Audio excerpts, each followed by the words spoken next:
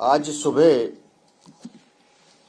माननीय विधानसभा अध्यक्ष श्रीमान विजेंद्र गुप्ता जी ने पूरी जांच रिपोर्ट सार्वजनिक की है, जो मूल रिकॉर्डिंग पर आधारित है, और उसको देखने के बाद किसी तरह के कोई संदेह की गुंजाइश रहती नहीं है। 6 जनवरी को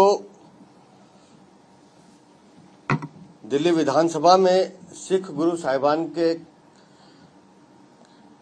लेकर जो अभद्र टिप्पणी आतिशी मारलेना ने की थी, इस जांच ने यह स्थापित किया है कि उन्होंने अपराध किया है।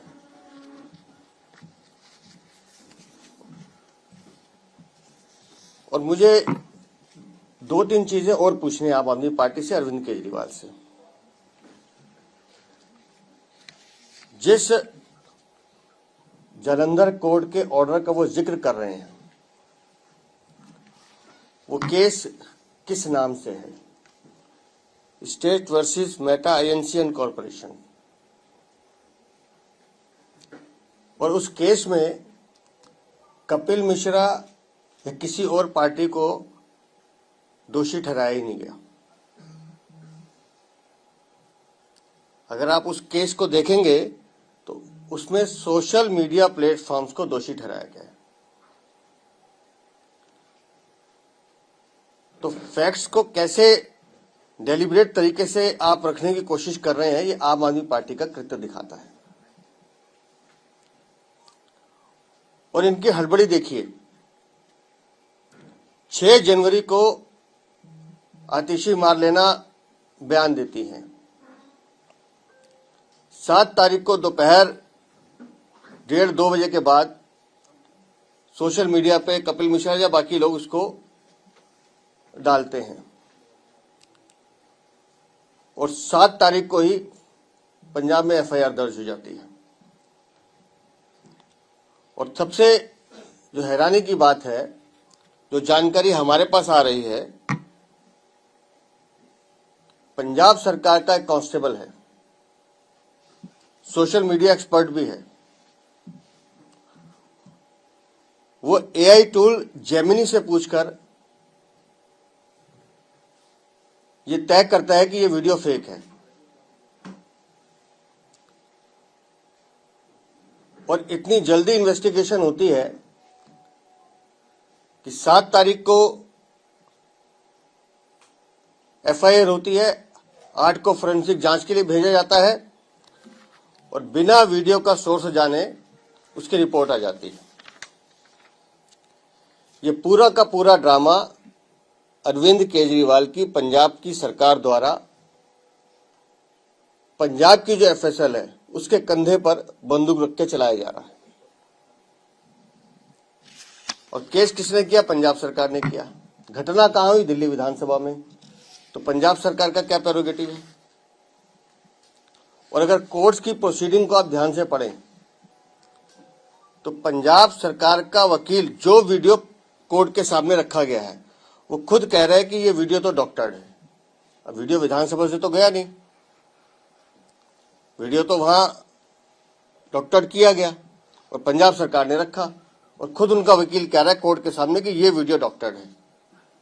क्योंकि मूल वीडियो तो विधानसभा की प्रॉपर्टी, दिल्ली विधानसभा की प्रॉपर्टी थी, जो यहां के विधानसभा अध्यक्ष ने उन विपक्ष की मांग पर जांच के लिए भेजा था। और जिस वर्बिटम को आधार माना जाएगा इस पूरी जांच का, उसमें विधानसभा अध्यक्ष ने बताया है। मैं सिर्फ उतना हिस्सा एक बार फिर पढ़ के सुनाता हूं।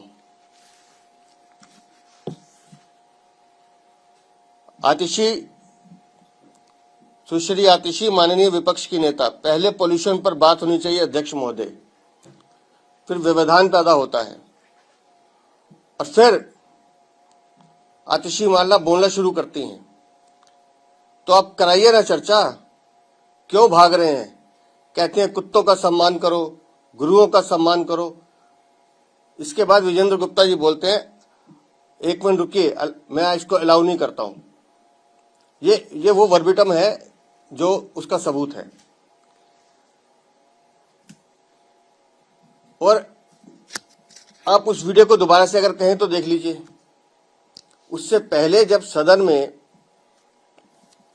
चर्चा चल रही थी श्री गुरु तेग बहादुर जी या गुरु साहिबजादों के सम्मान को लेकर, उनके बलिदान को लेकर, तो जितने भी सदस्य चर्चा कर रहे थे उनके भावों में श्रद्धा थी। और ये स्वाभाविक भी है। जब हम गुरुओं के बारे में बात करते हैं तो हमारी आंखें नम, व्यवहार में श्रद्धा, हमारी बॉडी लैंग्वेज में भी वो आचरण आता है। अब आप आतिशी मार लेने का बॉडी लैंग्वेज देखिए। सामने तो गुरुओं के सम्मान की चर्चा हो रही थी, तो गुरुओं के सम्मान की चर्चा में कुत्ता शब्द कैसे आया, ये तो आतिशी बता सकती हैं। जब सदन में गुरुओं के सम्मान की चर्चा हो रही है तो कुत्ता शब्द आतिशी को लेने की क्या आवश्यकता थी। और इस बात को गोपाल राय ने भी माना है कि पूरा सदन जब शहादत को सम्मान कर रहा था उस समय पूर्व मंत्री गोपाल राय ने भी कहा कि आतिशी ने बोला है कि कुत्तों का सम्मान करो। दूसरा वर्ड वो भी खा गए गोपाल राय। लेकिन मेरा सवाल यह है आम आदमी पार्टी के नेताओं से कि जब सदन गुरुओं के सम्मान की बात कर रहा है तो कुत्ता शब्द आया कहां से, क्यों बोला आतिशी ने? और फिर 6 जनवरी के बाद से आतिशी गायब क्यों है, कहां छुपाया हुआ है? और अगर कुछ नहीं किया तो सामने क्यों नहीं आती? तो एक पाप को छुपाने के लिए अरविंद केजरीवाल और पूरी पंजाब की सरकार पाप के ऊपर पाप करती जा रही है। और अभी मैं आम आदमी पार्टी की प्रेस कॉन्फ्रेंस सुन रहा था जिसमें वो कह रहे थे कि हिंदू सिख दंगा करने की बात की जा रही है। तो आप समझिए उनकी लाइन क्या है। पंजाब की सरकार, आम आदमी पार्टी की सरकार पंजाब में अपनी जमीन खोती जा रही है और अब इस विषय को